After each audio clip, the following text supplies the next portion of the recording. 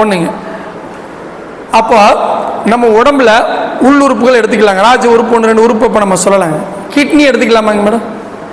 Kidney நம்ம உடம்புல குறிப்பாக முகத்தில் எந்த உறுப்பு மாதிரி இருக்குது சொல்லுங்கள்? கரெக்டுங்க. கிட்னியினுடைய வெளி உறுப்பு தாங்க என்னது? காது. ஒருத்தருக்கு ஒரு காது பெருசாவோ அல்லது சிறுசாவோ இருந்துச்சுன்னா செக் பண்ணி பாருங்க, அவங்களுக்கு ஒரு கிட்னி பெருசாக இருக்கும் சிறுசாக இருக்கும். நான் சொல்றது சயின்ஸுங்க. 2ங்க, நுரையீரல், லங்ஸ். லங்ஸ் மாதிரி நம்ம உடம்பு முகத்தில் எந்த உறுப்பு இருக்குதுங்க? மூக்குங்க. மூக்கு. லங்ஸில் ஒரு பிரச்சனைன்னா எங்கே தெரியுங்க? மூக்கில் தெரியும். அப்போ லங்ஸினுடைய வெளியுறுப்பு தான் என்னது? மூக்கு. அதே மாதிரி உங்கள் உதட சேர்த்தி வச்சுக்க. உங்கள் உதடும் உங்கள் மண்ணீரலும் ஒரே மாதிரி இருக்கும். உதட சேர்த்தி வச்சா மண்ணீரல்.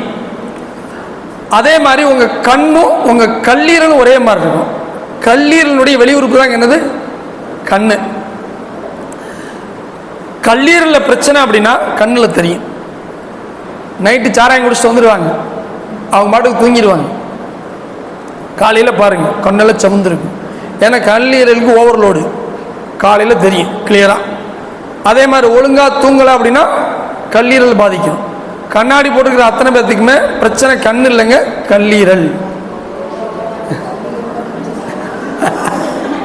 பயப்பட வேண்டாங்க, பயப்பட. நான் சின்ன ஃபார்முலா சொல்லிடுறேன். உடம்புல லங்ஸுக்கு ஒரு வேலைங்க, ஹார்ட்டுக்கு ஒரு வேலை, இது மாதிரி பல உறுப்புகளுக்கு ஒரு வேலை 2 வேலை இருக்கும். ஆனால் உடம்புலேயே பெரிய உறுப்பு எதுன்னு கேட்டிங்கன்னா கல்லீரல். அந்த உறுப்புக்கே பேர் என்னங்க? கல்லீரல். ஸ்ட்ராங்கான உறுப்பு. கல்லீரலுக்கு மட்டும் 500 வகையான வேலை இருக்குதுங்க உடம்புல.